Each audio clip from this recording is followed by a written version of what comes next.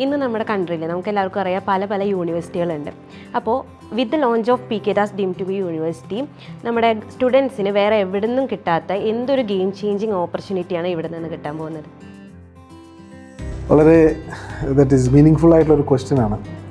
PK Das deemed university അത് conceive ചെയ്തിരിക്കുന്നൊരു different ഫൗണ്ടേഷനിലാണ്. കാരണം അവിടുത്തെ യൂണിവേഴ്സിറ്റിയിൽ ഓർഡിനറി കൺവെൻഷണൽ പ്രോഗ്രാംസ് അല്ല ഉദ്ദേശിക്കുന്നത്. ആ പ്രോഗ്രാംസിൻ്റെ കൂടെ ആർട്സ്, കൾച്ചർ, മ്യൂസിക് എല്ലാം കൂടി ഇൻഫ്യൂസ് ചെയ്തിട്ട് മൾട്ടി ഡിസിപ്ലിനറി ക്യാരക്ടറുള്ള പ്രോഗ്രാംസാണ്.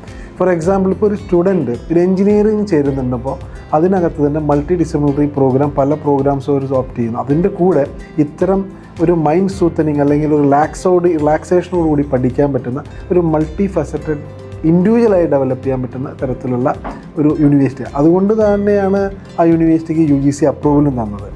ഇപ്പോൾ ഇന്ത്യയിൽ കഴിഞ്ഞ വർഷം 10 യൂണിവേഴ്സിറ്റികളാണ് principal LOI letter of intent കൊടുത്ത ഒരെണ്ണമാണത്. കാരണം ഈ മൾട്ടി ഡിസിപ്ലിനറി അപ്രോച്ചും അതിനകത്തുള്ള ഈ ഡിഫറൻ്റ് ആയിട്ടുള്ള ഈ ഒരു രീതിയുമാണ് ആ യൂണിവേഴ്സിറ്റി യൂണിക്നെസ്സിലേക്ക് കൊണ്ടുവരുന്നത്. നമുക്ക് ഏത് കോഴ്സും എങ്ങനെ വേണമെങ്കിലും പ്രോഗ്രാം ഡിസൈൻ ചെയ്യാനുള്ള ഒരു ഫ്രീഡം അതിനകത്തുണ്ട്. അപ്പോൾ അതുകൊണ്ട് തന്നെ ഞങ്ങളുടെ ഒരു കാഴ്ചപ്പാടിൽ അല്ലെങ്കിൽ ഒരു വിഷൻ മേ ബി ഒരു അനദർ 5 to 10 ഇയേഴ്സിൽ ഇന്ത്യയിലെ ഇത്രയും ഡിഫറെൻ്റ് ആയിട്ടുള്ള ഒരു സെറ്റപ്പുള്ള അല്ലെങ്കിൽ ഒരു മൾട്ടി പ്രോഗ്രാമുള്ള ഒരു യൂണിവേഴ്സിറ്റി ഡിഗ്രീസ് ആരും ഓഫർ ചെയ്യുന്നുണ്ടാവില്ല. കാരണം ഞങ്ങളുടെ ബാക്ക്ഗ്രൗണ്ട്, നമ്മുടെ ഇപ്പോഴത്തെ ഫൗണ്ടേഷൻ, അതിനുള്ള പ്ലാനിങ് എല്ലാം അത്ര സ്ട്രോങ്ങോടുകൂടി ചെയ്തിരിക്കുന്നത്.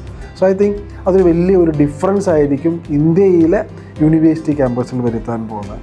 ഇപ്പോൾ നമ്മൾ കാണുന്നുണ്ട് ഫോറിൻ യൂണിവേഴ്സിറ്റികൾ ഒരുപാട് ഇന്ത്യയിൽ വന്നു. ഇപ്പോൾ ഓൾമോസ്റ്റ് 15 യൂണിവേഴ്സിറ്റികൾ വന്നു.